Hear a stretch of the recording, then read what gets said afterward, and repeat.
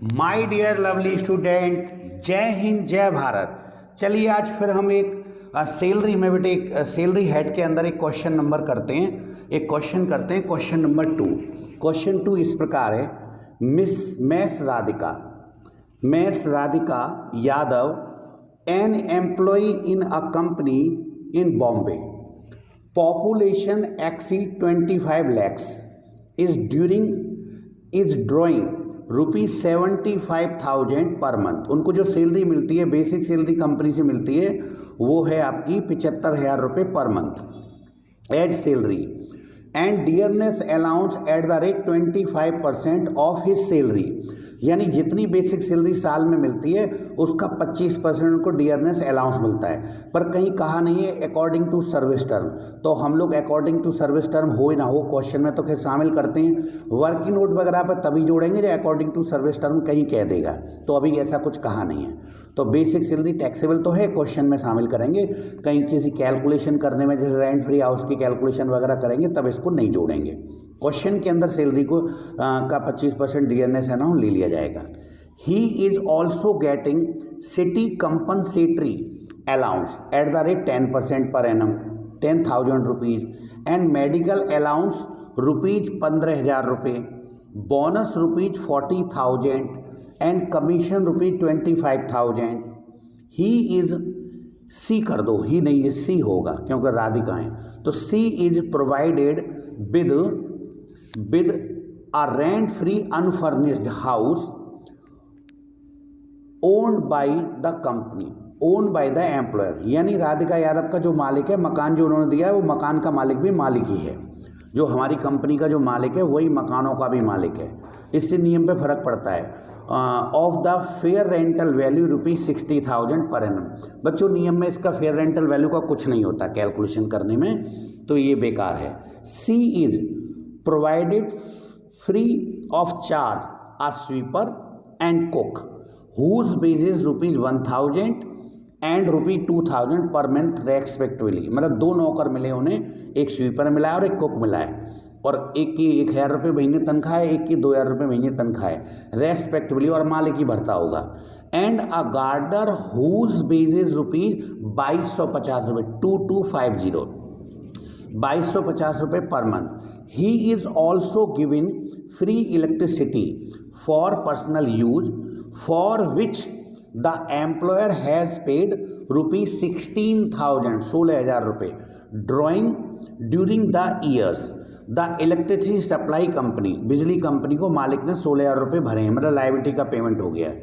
C is provided with a small car, और उनको एक कार भी दे रखी है बच्चों, कार बाय द एम्प्लॉयर मालिक के द्वारा, which he use partly for private purpose and partly for official purpose. All the expenses in the respect of car के सभी खर्चे car are paid by the company के द्वारा किए जाते हैं। She is getting entertainment allowance at the rate ₹2200 per month. Find out his taxable, his की जगह हर कर लो बच्चों, राधिका यादव हैं तो her taxable income from salary for the assessment year 2022-23। तो बच्चों वीडियो को पॉज करके इस क्वेश्चन को पहले नोट कर लो, फिर मैं सॉल्व करके दिखाता हूँ। और बच्चों मेरे चैनल को आप लाइक करें, सब्सक्राइब करें, शेयर करें। इसी चैनल पे मैं सारा कोर्स आपको IAS, PCS, CA, CS, CWA, BCom, MCom, BBA, बहुत जगह इनकम टैक्स काम आती है, सभी में यूजफुल है। इसलिए आप लोग चैनल को सब्सक्राइब कर लीजिए और दोस्तों को भी बताइए अपने के। और पहले लीजिए इसको आप नोट कर लीजिए कॉपी पे, फिर मैं इसको अच्छे से सॉल्व करके आपको दिखाता हूँ। चलिए मेरे प्यारे बच्चों क्वेश्चन को सॉल्व करना शुरू करते हैं। जब भी कोई क्वेश्चन इनकम टैक्स में आप सॉल्व करेंगे तो सबसे पहले हेडिंग डालेंगे बच्चों, statement showing income from salary. जिस चैप्टर को भी आप सॉल्व कर रहे हैं उसका नाम आ जाता है यहाँ। स्टेटमेंट शोइंग बोल दो या कंप्यूटेशन बोल दो, इससे फर्क नहीं पड़ता, दोनों का मतलब एक ही है। या बोल सकते हैं computation income from salary of Mrs या मैस राधिका यादव। मैस राधिका यादव जो हैं टैक्स पे ही हैं, उनके लिए बात हो रही है कि इंडिविजुअल हैं। किस असेसमेंट ईयर के लिए, ये जरूर डालेंगे, फॉर द असेसमेंट ईयर 2022 और 23 के लिए। अब देखिए राधिका यादव को अपने मालिक से क्या क्या मिल रहा है वो सब यहाँ लिखेंगे। सबसे पहले बोला है बेसिक सैलरी मिलती है, तो लिखेंगे हम लोग बेसिक सैलरी बच्चों 75,000 रुपये पर मंथ मिलती है। तो 75,000 का बच्चों 12 से गुणा करके बताइए क्या आता होगा। सर आप कर लीजिए ना। चलो बच्चों हम कर ले रहे हैं। 9 लाख रुपये, 75,000 रुपये महीने से साल में उनको 9 लाख रुपये की बेसिक सैलरी मिल गई बच्चों। फिर 9 लाख रुपये के बाद बोला उन्होंने डियरनेस अलाउंस, तो लिखेंगे डियरनेस अलाउंस। तो डियरनेस अलाउंस जो मिलता है बच्चों वो बेसिक सैलरी का 25%।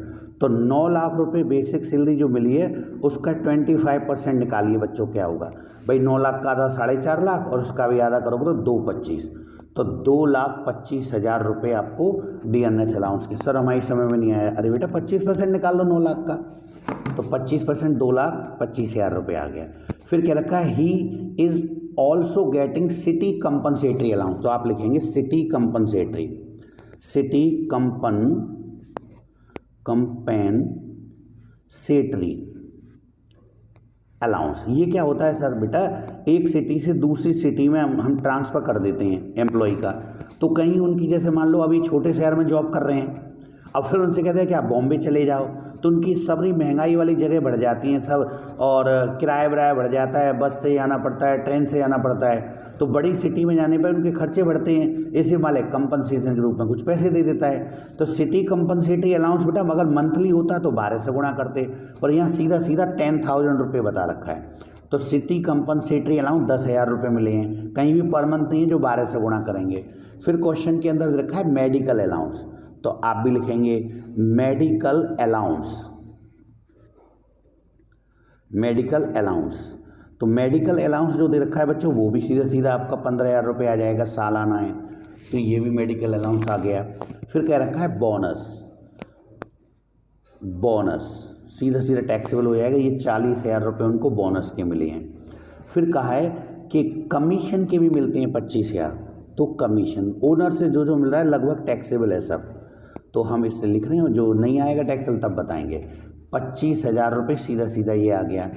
फिर क्या रखा है, she is provided with the rent free unfurnished house. यहाँ समझना पड़ेगा, मालिक ने तो फ्री में मकान दिया रहने के लिए, और लेकिन भारत सरकार कैलकुलेशन करती है कुछ अमाउंट की, तो लिखते हैं यहाँ वैल्यू, यानी कैलकुलेशन करेंगे रुपयों में, value of unfurnished, unfurnished rent free house, rent free house. मालिक ने तो मकान बिल्कुल फ्री में दिया रहने के लिए, लेकिन इसकी वैल्यू रुपयों में कुछ ना कुछ भारत सरकार अपने रूल्स रेगुलेशन को यूज करके अमाउंट यहाँ निकालेगी, फिर कैलकुलेशन करके यहाँ लिखेंगे। लेकिन उसके लिए हमें एक वर्किंग नोट बनाना पड़ेगा, तो थोड़ी देर के लिए इस पॉइंट को होल्डिंग पर रखते हैं, लिख दिया हमने, भूल ना जाए इसलिए। अभी आगे चलते हैं। Value of rent free house के बाद क्या रखा है कि मकान के लिए फेयर रेंटल वैल्यू 60,000 रुपये पर एनम है। इसका कुछ नहीं होता बेटा, रूल्स रेगुलेशन में भी यूज नहीं होता, किसी ज़माने में होता था तब देखते थे, अब ये बेकार है। तो फेयर रेंटल वैल्यू का क्वेश्चन में 60,000 का कुछ नहीं होने का, उसके नियम पहले थे तब यूज करते थे, अब नियम बदल गए, उन्हीं नियमों को यूज करेंगे जो रूल्स दे रखे हैं। She is provided free of charge a sweeper और कुक, दो तरह के नौकर मिले, तो लिखेंगे वैल्यू ऑफ स्वीपर, स्वीपर और वैल्यू ऑफ कुक, और दोनों की सैलरी बता रखी है बेटे अलग अलग। स्वीपर को तो 1,000 रुपये महीने से पेड करते हैं मालिक, तो 1,000 रुपये महीने से 12 महीने के हो गए 12,000 रुपये, और कुक को देते हैं 2,000 रुपये महीने, तो 2,000 से 12 महीने के हो गए 24,000 रुपये बेटे। फिर क्या रखा है आपको, एक नौकर और भी दिया है, अ गार्डनर, तो लिखेंगे वैल्यू ऑफ गार्डनर, उनको नौकर मिले हैं ये, गार्डन लिख के ER लगा दो, गार्डनर। गार्डनर को तनख्वाह मिलती है 2,250 रुपये पर मंथ, तो 2,250 का बेटे 12 से गुणा करिए, 2,250 रुपये पर मंथ से 12 से मल्टीप्लाई करेंगे तो लगभग 27,000 की उनको ये फैसिलिटी मिल गई नौकरों की सुविधाओं के बदले। फिर क्या रखा है, ही is also given electricity for personal use for which is employer has paid ₹16,000, यानी मालिक ने बिजली का बिल भरा है, तो लिखेंगे इलेक्ट्रिसिटी या electricity bill of employ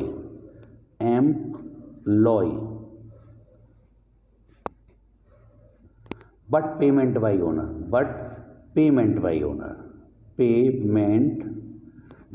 owner, तभी तो ये बेटे ओनर कह दो या एम्प्लॉयर कह दो, तभी तो लायबिलिटी का पेमेंट हो गया। तो 16,000 रुपये बिजली का बिल भी मालिक ने भरा है, जबकि बिजली नौकर ने यूज करी है।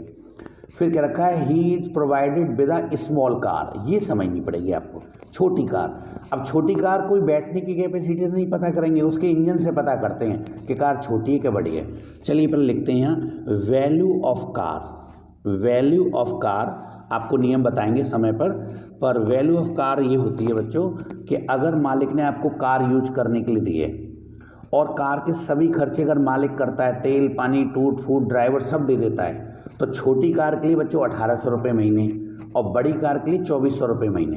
अब छोटी कार बड़ी कार कैसे पहचानेंगे सर, अगर कार 1600 सीसी से कम है, 1600 सीसी तक है, या इंजन की कैपेसिटी 1.60 लीटर है, 1.60 लीटर है, या 1600 HP की है, या 1600 HP की है, 1600 HP नहीं, 16 हॉर्स पावर, 16 HP, 1600 सीसी की है, यहाँ तक कार को छोटा माना जाता है। तो कार के नियम में बच्चों 1800 रुपये पर मंथ के हिसाब से टैक्सेबल होती है, बशर्ते कार के सभी खर्चे मालिक ने करे हों। तो 1800 रुपये महीने से 12 महीने का बेटा अगर मल्टीप्लाई किया जाए 1800 गुणा 12 तो 21,600 कार के नियम इनकम टैक्स ने बना रखे हैं। यही कार अगर बड़ी होती बच्चों तो 2400 रुपये महीने में, वर्किंग नोट पे भी लिखूंगा ये बात। उसके बाद कार के बाद आपको बता रखा है और the all expenses in the respect of car paid by the owner, ठीक है मालिक ने दिए हैं। She is getting entertainment allowance 2200 रुपये पर मंथ, तो चलिए एंटरटेनमेंट भी आ जाएगा, तो एंटरटेनमेंट अलाउंस ये भी उनको मिला है बेटे। तो जितना भी एंटरटेनमेंट अलाउंस 2200 रुपये पर मंथ मिला है तो 2200 गुणा 12। सर ये एंटरटेनमेंट अलाउंस क्यों मिलता है, कोई एम्प्लॉय को फिल्म देखने के लिए देते हैं, मनोरंजन करने? नहीं बेटे, होता क्या है कभी एम्प्लॉई ऐसी पोस्ट पर बैठा होता है जिससे मिलने दूसरी कंपनी के या बड़े बड़े अधिकारी लोग आएंगे, तो उनके मान सम्मान के लिए चाय पानी थम्सअप पेप्सी कॉफ़ी जो भी। अब जैसे मान लो कोई आपको स्कूल का प्रिंसिपल बना रखा है तो आपसे मिलने पेरेंट्स आएंगे, तो पेरेंट्स नॉर्मल हैं तो कोई बात नहीं, अब कभी कभी अधिकारी ग्रेड के लोग आ जाते हैं, SP DM IG DIG colonel, उनके बच्चे पढ़ रहे हैं, अब इतनी अच्छी पोस्ट के लोग वक्त मिलने आए तो उनको शर्मा हुजूरी आपको चाय पानी नाश्ता कराना पड़ेगा, तो वो ना भी चाहें फिर भी आप उनके लिए मंगाएंगे। ऐसे हम लोग मान लीजिए SPDA में जॉब कर रहे हैं तो उनसे मिलने सांसद कोई मंत्री अगर उनके ऑफिस में आया तो उनकी चाय पानी की पूछनी पड़ेगी। तो एंटरटेनमेंट का मतलब यहाँ उनके स्वागत से है। तो अभी बच्चों ये सब हम कर चुके हैं। चलिए आपको अभी value of rent free house की कैलकुलेशन करके बताते हैं कि कैसे ये बनेगा। वर्किंग नोट बना रहा हूँ, वर्किंग नोट बनाते हैं एक। तो वर्किंग नोट जब आप बनाएंगे, वर्किंग नोट किसके लिए बना रहे हैं लिख देते हैं, calculation of rent free house. और हाउस भी कैसा है बच्चों, अनफर्निश्ड। ये फर्निश्ड है अनफर्निश्ड है याद रखते हैं थोड़ा सा, क्योंकि अनफर्निश्ड की कैलकुलेशन करने के बाद फर्निश्ड में क्या टीवी फ्रिज कूलर ऐसी कुछ कमरे में अगर लगा दिया मकान में तो उनकी कॉस्ट का 10% और जोड़ लेते तो फर्निश्ड हाउस बन जाते हैं। निकलती पहले अनफर्निश्ड की। नियम क्या है इसका निर्धारित, चलिए द हाउस इज ओनर्स, जो आपका ओनर्स है उसी का हाउस है, ठीक है। And get in which city, ऐसी सिटी में मिला है, इन विच सिटी इट्स पॉपुलेशन, जिसकी जनसंख्या, इट्स पॉपुलेशन एक्सीड ज़्यादा है, एक्सीड 25 lakhs 25 लाख से ज़्यादा है, then 15% of salary, 15% of salary will be rent bill be rent free house होगा। ठीक है। अगर मान लो जनसंख्या, बच्चों यही नियम समझ लो, अगर जनसंख्या कम होती 25 लाख नहीं होती, मान लो 10 लाख से ज़्यादा और 25 लाख के बीच में होती, तो यहाँ 10% ऑफ सैलरी लेते, 10% सैलरी। और जनसंख्या 10 लाख से भी नीचे होती शहर की, तो यहाँ 7.5% ऑफ सैलरी। बस यही पॉइंट बदलता है। अब ये सैलरी में क्या क्या जोड़ते हैं, अब ये पेज आता है। तो सैलरी में क्या क्या जोड़ेंगे ये भी पहले लिख के दिखाते हैं आपको। तो सैलरी क्या है, ये सैलरी क्या है, तो सैलरी में क्या क्या जोड़ना है। सबसे पहले बच्चों बेसिक सैलरी लेते हैं, बेसिक सैलरी, फिर plus bonus, plus commission, plus dearness salary. Dearness salary होती है तो उसको ले लेते हैं क्योंकि वो अकॉर्डिंग टू सर्विस टर्म होती है बच्चों। और प्लस डियरनेस अलाउंस, अब डियरनेस अलाउंस के संग एक दिक्कत है कि डियरनेस अलाउंस आप तभी ले सकते हो जब अकॉर्डिंग टू सर्विस टर्म होगा। तो ये if according to service term, सेवा की शर्तों में, सर्विस टर्म, अगर सर्विस टर्म के हिसाब से ये मिलता है, जब जॉब लगी थी आपको तो आपकी सेवा के नियम में लिख रहा है कि इतने % आपको हमेशा मिलेगी, तभी इसको वर्किंग नोट पे, रेंट फ्री हाउस के वर्किंग नोट पे जोड़ेंगे। क्वेश्चन के अंदर तो ये हमेशा टैक्सेबल है, चाहे सेवा के टर्म के अनुसार हो या ना हो, लेकिन वर्किंग नोट पर तभी जोड़ेंगे डियरनेस अलाउंस को जब according to service term question में दे रखा हो। इस क्वेश्चन में कहीं भी नहीं कहा। Plus all taxable allowance. तो बच्चों जो भी अलाउंस को आपने क्वेश्चन में लिखा है और वो अमाउंट के कॉलम में हम लिखते हैं तो वो टैक्सेबल को ही लिखते हैं। ठीक है। अब जोड़ना शुरू करें। तो बेसिक सैलरी के नाम पे बेटे आपके 9 लाख रुपए आ गए। डियरनेस अलाउंस को आप नहीं ले सकते क्योंकि अकॉर्डिंग टू सर्विस टर्म नहीं था। सिटी कंपनसेटरी अलाउंस को ले लेंगे 10,000 क्योंकि उसके पीछे अलाउंस लिख रहा है। मेडिकल अलाउंस को ले लेंगे 15,000 क्योंकि उसके पीछे अलाउंस लिख रहा है। बोनस ले लेंगे बच्चों 40,000 क्योंकि बोनस लेते हैं। कमीशन ले लेंगे बच्चों 25,000, कमीशन लेते हैं इसलिए। वैल्यू ऑफ रेंट भी आज तो हम निकालेंगे। Value of sweeper, value of cook, value of gardener नहीं लेंगे, इलेक्ट्रिसिटी नहीं लेंगे, वैल्यू ऑफ कार नहीं लेंगे, लेकिन एंटरटेनमेंट अलाउंस ले लेंगे क्योंकि उसके पीछे अलाउंस लिख रहा है। मुझे सभी टैक्सेबल अलाउंस चाहिए। चलिए इन सब का अगर टोटल करना शुरू करें तो 9 लाख रुपए की तो बेसिक सैलरी आ गई बच्चों, 10,000 रुपये और आ गए, 15,000 जोड़ लीजिए इसमें, फिर आपके 40,000, फिर 25,000 और आपका 26,400। ये सब का टोटल कर लिया जाए तो 10,16,400, 10,16,400 आपकी सैलरी हो गई। इस सैलरी का बच्चों आपको 15% निकालना, तो लिखेंगे value of unfurnished house, rent free house. ये रेंट फ्री हाउस का मतलब क्या, मालिक ने तो बिल्कुल फ्री में दिया, मालिक तो बहुत अच्छे होते हैं, वो कोई किराया नहीं मांग रहा नेक भी। ये तो भारत सरकार उस पर टैक्स लेना चाह रही है कि तेरा मालिक तुझे फ़ायदा पहुंचा रहा है, ला हमें भी इस पर कुछ टैक्स दे। तो भारत सरकार इस पर टैक्स लेना चाहती है। तो 10,16,400 रुपये का बेटे आप 15% निकालेंगे तो वो आ रहा है 1,52,460, 1,52,460। ये वर्किंग नोट बन गया। इस रकम को उठा के मेन क्वेश्चन में अब यही समझ लो बच्चों के मकान को फर्निश्ड बोल देता, तो फर्निश्ड में कहता कि भैया मकान में एसी लग रहा है, मकान में कूलर लग रहा है, मकान में फर्नीचर लग रहा है, तो उनकी कॉस्ट बताता, उनकी कॉस्ट का 10% निकाल के इसमें और जोड़ लेते। या कहता कि मान लो ये संपत्तियाँ जो टीवी फ्रिज कूलर है किराए पे लेके दे रखी हैं तो मालिक द्वारा चुकाया गया उनका किराया जोड़ लेते। फिलहाल ऐसा कुछ नहीं कहा तो अनफर्निश्ड ही लेंगे। तो क्वेश्चन के अंदर लीजिए इसको, वीडियो को पॉज करके बच्चों इस वर्किंग नोट को आप उतार लें पहले, फिर क्वेश्चन में मैं इनको पुट करूँगा। लीजिए यहाँ से आप लोग इसको नोट करते जाइए, वीडियो को पॉज कर लीजिए, स्क्रीनशॉट ले लीजिए जो भी है। और बेटे मेरे चैनल को लाइक करें, सब्सक्राइब करें। और मैं इसी पे बेटे IAS के लिए इनकम टैक्स, PCS के लिए इनकम टैक्स और आपका CA, CS, CWA, BCom, MCom, MBA सब जगह काम आती है। यहीं से टैक्सेशन सारी आपको पढ़ा दूंगा। मेरे चैनल को आप लोग सब्सक्राइब कर लें और अपने दोस्तों को बताएं, शेयर करें। चलिए अब मेन क्वेश्चन में इसको लेकर चलता हूँ। 1,52,460, 1,52,460 को तो यहाँ हमने जगह छोड़ी थी, आपको पता हो उसके लिए। तो यहाँ लिखेंगे 1,52,460 अरे value of rent unfurnished rent free house के लिए जगह छोड़ रखी है, तो 1,52,460। अभी इन सब को जोड़ा जाएगा बेटा, तो इन सब का जब टोटल करेंगे तो इसको बोलते हैं ग्रॉस सैलरी। तो लीजिए इन सब का टोटल करके इसको अमूमन कितनी सैलरी मिल गई मालिक से वो देखेंगे। तो ग्रॉस सैलरी, तो चलिए टोटल करना शुरू करते हैं।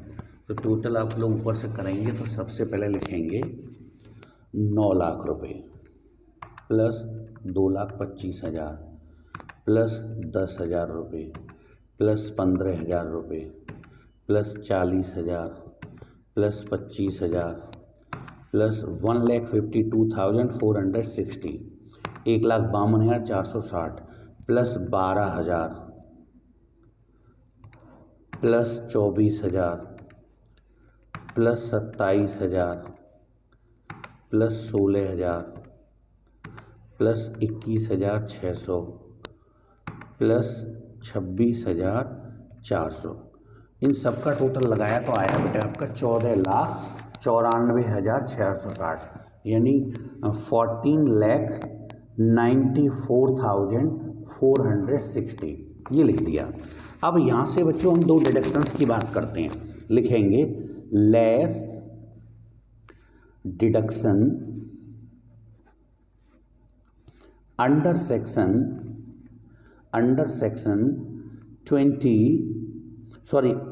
16 first A, second and third, ये 3 डिडक्शंस हैं बच्चों। तो इसमें फर्स्ट ए में जो मिलती है वो है स्टैंडर्ड डिडक्शंस। स्टैंडर्ड डिडक्शंस इसको बोलते हैं मानी हुई कटौती। ये किसके लिए मिलती है? मतलब भारत सरकार ये कहती है कि भाई आप जॉब करने जाओगे, देखो घर में तो अमूमन कैसे भी कपड़े पहन के रह सकते हैं, लेकिन जब जॉब करने आता हो तो अच्छे बेटा एकदम धुले हुए कपड़े, ड्राई क्लीन करे हुए कपड़े, जूते मोजे, जूते पॉलिश करे हुए और बिल्कुल दाढ़ी वाड़ी बना के अच्छे से आप लोग सेविंग वेविंग करके ऑफिस, तो अपने ऑफिस के तरीके से जाएंगे तो उसमें पैसे खर्च होते हैं। तो अमूमन कपड़े लत्ते धुलाई के लिए 50,000 की गवर्नमेंट कटौती दे देती है। तो ये स्टैंडर्ड एक्शन बेटा कभी चालू कर देती गवर्नमेंट, कभी इसका नियम कुछ और हो जाता, कभी हटा देती है, जो गवर्नमेंट की इच्छा वो करती है। फिलहाल अभी 50,000 रुपये इस असेसमेंट ईयर मिल रही है। सेकंड में क्या मिलती है सर? सेकंड में मिलती है बेटा एंटरटेनमेंट अलाउंस। एंटरटेनमेंट अलाउंस, ये कटौती बच्चों एंटरटेनमेंट अलाउंस की मिलती है केवल गवर्नमेंट एम्प्लॉय को। अगर ये सवाल में सरकारी कर्मचारी होता तो मैक्सिमम 5,000 रुपये तक इसको कटौती मिल जाती, लेकिन फिलहाल ये कटौती इसको नहीं मिलेगी। हमें हर क्वेश्चन में लिखनी है, आदत पड़ी रहती है इससे। तीसरे नंबर पे बच्चों एक कटौती होती है प्रोफेशनल टैक्स। प्रोफेशनल टैक्स, इसका एक दूसरा नाम भी है बच्चों, हम इसको एम्प्लॉयमेंट टैक्स भी बोल देते हैं। एम्प्लॉयमेंट टैक्स, ये क्वेश्चन में हो तो जरूर, लेकिन इस क्वेश्चन में नहीं है। अगर नौकरी करने वाली जो मिसेस राधिका यादव है, मिस राधिका यादव है, अगर उन्होंने कोई प्रोफेशनल टैक्स भरा होता क्वेश्चन के अंदर तो वो घट जाता है यहाँ। सर ये होता क्या है बेटे, एक स्टेट का बंदा दूसरे स्टेट में जॉब करने जाता है तो दूसरी स्टेट गवर्नमेंट कहती है हमें भी टैक्स दो, हालांकि कोई इनकम टैक्स भरने हम सेंट्रल गवर्नमेंट लेगी हमसे। तो एक स्टेट कहता है कि हमारे प्रांत में आके आप पैसे कमा के ले जा रहे हो, हम अपने स्टेट के लोग आपको जॉब नहीं दे रहे, तुम काबिल लोग पढ़े लिखे लोग आए और हमारे स्टेट में से कमा के ले, तो कुछ टैक्स दो। तो स्टेट गवर्नमेंट टैक्स मांगती है बच्चों। तो अगर क्वेश्चन में दे रखा है तो घटाएंगे, नहीं दे रखा तो नहीं घटाएंगे। कभी कभी तो ऐसे कह देता है कि मतलब जो एम्प्लॉई नौकरी करने वाला उसने भरा है तो घटाएंगे, कहता है उसके मालिक ने भर दिया है प्रोफेशनल टैक्स, तो बच्चों ऊपर टैक्सेबल करेंगे पहले कि professional tax of employ but payment by owner, वो लायबिलिटीज का पेमेंट हो जाता है, तो पहले उसको ऊपर क्वेश्चन में भी शामिल करते हैं और यहाँ तो डिडक्शन देंगे। चलिए डिडक्शंस के नाम पे अगर जोड़ें तो मात्र 50,000 रुपये की ये कटौती देंगे, तो 14,94,460, 14,94,460 ग्रॉस सैलरी में से 50,000 रुपये बच्चों और घटा दो, तो आप 50 और घटा देंगे तो आपके आ जाएंगे 14,44,460। ये बच्चों आपकी टैक्सेबल सैलरी आ गई। इसको हम नाम क्या दे देंगे? Taxable salary. जिस सैलरी पर टैक्स भरना है टैक्सेबल सैलरी, इसको हेडिंग देते हैं। सर इसको हम टैक्सेबल सैलरी भी बोल सकते हैं, या इसका पूरा नाम लिखना चाहें तो बोल देंगे income from salary. Income from salary. लीजिए बच्चों ये क्वेश्चन कंप्लीट हो गया। आप लोग इस क्वेश्चन को नोट करें शुरू से लेकर, अगर आप नोट करेंगे तो मैं दिखाता हूँ यहाँ से, इसको आप लोग नोट कर लीजिए, वीडियो को पॉज करते जाइए और कॉपी पे नोट करें। नोट करेंगे तभी चैप्टर आपको अच्छे से समझ में आएंगे। तो प्लीज़ अगर चैप्टर को समझना है तो क्वेश्चन को और जो सबको नोट करें। और प्लीज़ ये तो मैं कहूँगा ही बच्चों, लास्ट में आप जानते हो कि बच्चों मेरे चैनल को लाइक करो, सब्सक्राइब करो, शेयर करो। इसी चैनल पे मैं आपको सब कुछ इनकम टैक्स और जो भी अकाउंट से संबंधित चैप्टर्स हैं सबको सॉल्व करवाऊँगा। ये आपके IAS, PCS, BCom, MCom, MBA, BBA, CA, CS, CW सब में टैक्सेशन काम में आती है और बड़े अच्छे से मैं आपको पढ़ाने वाला हूँ। बस मेरे चैनल को आप लोग सब्सक्राइब कर लीजिए। आप भी तो हमारा ध्यान रखिए बच्चों, अपने मित्रों से कहिए कि चैनल को मेरे को सब्सक्राइब करें। मिलते हैं बेटे नेक्स्ट वीडियो में। जय हिंद, जय भारत।